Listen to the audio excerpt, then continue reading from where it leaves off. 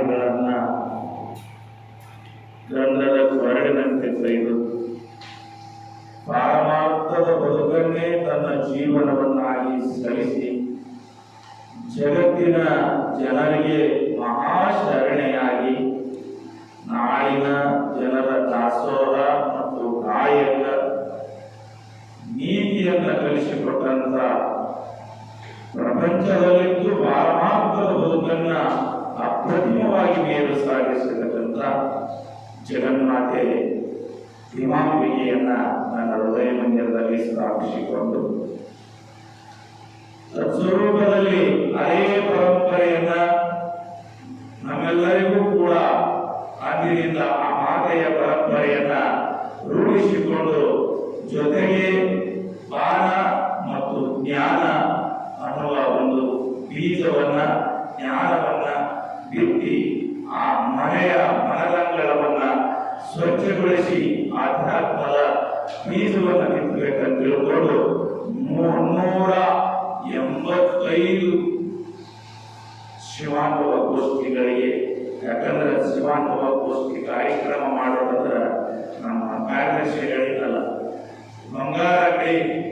ಬಂಗಾರಡಿಗೆ ರೊಕ್ಕಿ ನಾವು ಹೋಗ್ಬೇಕಾಗ್ತದೆ. ಬಂಗಾರಡಿಗೆ ಹೋಗ್ಬೇಕಾದ್ರೆ ಕಾಯಿಪಲ್ಲೆ ಅಂಗಡಿಗೆ 10 ರೂಪಾಯಿ ಇದ್ರೆ ಸಾಕು, ಯಾವುದೋ ಒಂದು ಕರಿಬೇವು ಸುಳ್ಕೊಂಡು ಹೋಗ್ಬೋದು. ಆದ್ರೆ 10 ರೂಪಾಯಿ ಇಟ್ಕೊಂಡು ಬಂಗಾರದ ಅಂಗಡಿಗೆ ಹೋಗಕ್ಕಾಗಲ್ಲ.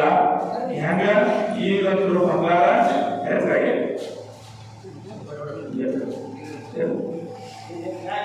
ಬಂಗಾರ ರೇಟ್ ಹೆಚ್ಚಾಗಿದೆ.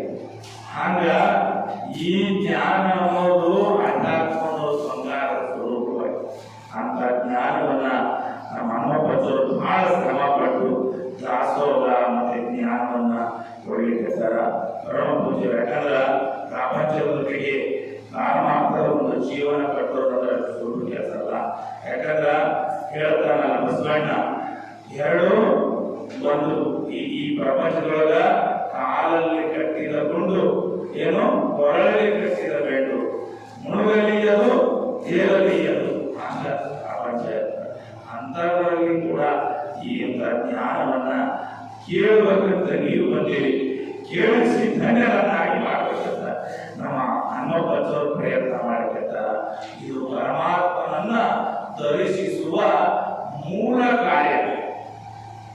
ಯಾಕಂದ್ರ ಏನು ದಮ್ಮೂರು ಗ್ರಾಮದ ಪರಮಾತ್ಮನನ್ನ ಮುಟ್ಟುವ ಅದಕ್ಕೆ ಸತ್ಸಂಗತ್ವೇ ನಿಸ್ಸಂಗತ್ವ, ನಿಸ್ಸಂಗತ್ವೇ ನಿರ್ಮೋಹಕತ್ವ, ನಿರ್ಮೋಹಕತ್ವವೇ ಜೀವನ ಮುಕ್ತಿ ಅಂತ ಶಂಕರಾಚಾರ್ಯರು ಕೊಡುವಂತ ಅಂತ ಸತ್ಸಂಗವನ್ನ ರೂಪಿಸಿಕೊಂಡಾರ. ಹನುಮಪ್ಪನವರು ಕೂಡ ನನ್ನ ಭಕ್ತಿ ಕೊಡ್ಕನ್ನು ಕಳಿಸಿ ಜಂಗಮೂರ್ತಿಗಳಾಗಿರ್ತಕ್ಕಂಥ ಶರಣಯ್ಯನವರು, ನಮ್ಮ ಮಳೆಯಪ್ಪನವರು, ನಮ್ಮ ದುರ್ಗಪ್ಪ ಎಲ್ಲ ವೇದಿಕೆಯಲ್ಲಿರ್ತಕ್ಕಂಥ ನಮ್ಮ ಹೆಸರೇನೆ ಶರಣಪ್ಪನವರು ಪತ್ರಕರ್ತರು. ಯಾಕಂದ್ರೆ ಪ್ರಚಾರವಾಗಿ ಯಾಕಂದ್ರೆ ಇದು ಮತ್ತು ಮನಗಳಿಗೆ ಮತ್ತು ಮುಂದಿನ ಒಂದು ಜನಗಳಿಗೆ ಹುಟ್ಲಿ ಅಂತ ಹೇಳಿ ಮಾಧ್ಯಮದ ಮುಖಾಂತರವಾಗಿರ್ತಕ್ಕಂಥ ಪತ್ರಕರ್ತರು ಕೂಡ ನನ್ನ ಪ್ರತಿಪೂರ್ವಕ ಪ್ರತಿ ತಮ್ಮೂರು ಗ್ರಾಮದ ಎಲ್ಲ ಹಿರಿಯರಿಗೂ ಮತ್ತೊಮ್ಮೆ ನನ್ನ ಪ್ರತಿಪೂರ್ವಕವನ್ನು ಸಲ್ಲಿಸಿ ಮಳೆ ಈಗೇನ್ ಮಾಡ್ಯಾರಂದ್ರೆ ಅದು ಹೇಳ್ತಾರಲ್ಲ ಅಂತ ಶಿವಾನುಭವ ಕೊಚ್ಚಿ ಅದಕ್ಕೆ ವಚನ ಬಹಳ ಅರ್ಥಗರ್ಭಿತ ಇಟ್ಟಾರ.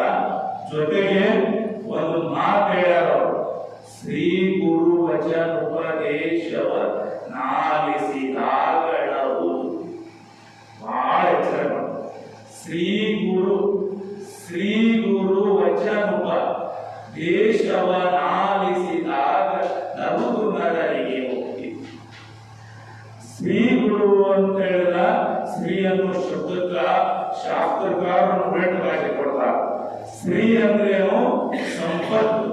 ಯಾವ ಸಂಪತ್ತು ಅಲ್ಲ, ಆಧ್ಯಾತ್ಮ ಜೊತೆಗೆ ಏನು ಭೌತಿಕ ಸಂಪತ್ತನ್ನ ಏನೋ ಹೊಂದಿರತಕ್ಕಂಥದ್ದು ಶ್ರೀಗುರು. ಆಂತರಿಕ ಸಂಪತ್ತು ಯಾವುದು? ಕ್ಷಮ ಶಿಕ್ಷತ್ವ ಮನುಷ್ಯತ್ವ. ಆಂತರಿಕ ಸಂಪತ್ತ ಹೊಂದಿದ ಜೊತೆಗೆ ಅಂಥ ಒಂದು ಗುರುವಿನ ವಚನ ಅಂದ್ರ ಮಾತು ಕೇಳಿದ ತಕ್ಷಣಕ್ಕೆ ಯಾವುದು ನಿವೃತ್ತಿಯಾಗಿ ಹೋಗ್ತೈತೆ. ಅದಕ್ಕ ನಾವು ಯಾರ್ಯಾರ ಮಾತು ಕೇಳಿದ್ರಿ? ಮನ್ಯಾಗ ಹೆಂಡತಿ ಮಾತು ಕೇಳಿ, ಹೌದಲ್ಲ?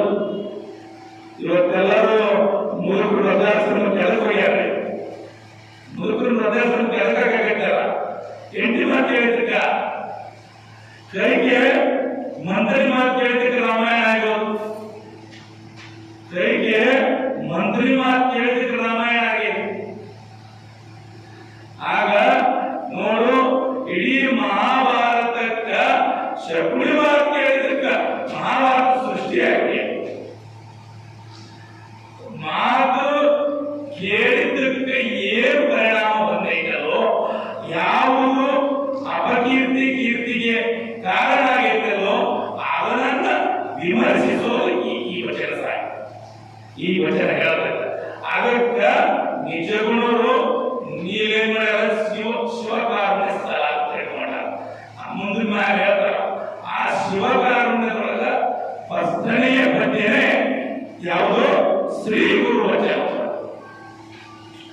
ಯಾಕ ಗುರುವಿನ ಮಾತನ್ನ ಕೇಳು ಅಂತ ಹೇಳ್ತಾರಲ್ಲ, ಅದಕ್ಕೆ ಹೇಳ್ತಾರ, ಅಗ್ನಿಯ ಸಂಘದಿಂದ ಕಾರಣ ಕೆಟ್ಟ. ಅಗ್ನಿ ಸಂಘಕ್ಕ ಸಿಕ್ಕ ಆ ಕಾಡು ಹೆಂಗ ಸುಟ್ಟು ಹೋಗಿಬಿಡ್ತಾವೋ, ಅಗ್ನಿಯ ಸಂಘದಿಂದ ಕಾರಣ ಕೆಟ್ಟಂತೆ. ನೋಡು, ಅದಕ್ಕ ಸ್ಪರ್ಶದ ಸಂಘದಿಂದ ಅವನು ಕೆಟ್ಟಂತೆ. ಸ್ಪರ್ಶ ಮಾಡಿದ್ರೆ ಮುಡಿತಲ್ಲ, ಆ ಕಬ್ಬಣ ಏನಾಗಿಬಿಡ್ತದೆ? ಬಂಗಾರ ಆಗಿಬಿಡ್ತದೆ. ಅದಕ್ಕ ನಿಮ್ಮ ಅನುಭಾವಿಗಳ ಸಂಘದಿಂದ ಎನ್ನ ಹುಟ್ಟು ಬಂಧುಗಳು ಕೆಟ್ಟು ಹೋದವು ನೋಡ ಅಖಂಡೇಶ್ವರ ಅಂತ. ಯಾಕಂದ್ರ ಯಾವ ದುಃಖ ಆಗೈತೆ ಅಂತೀರ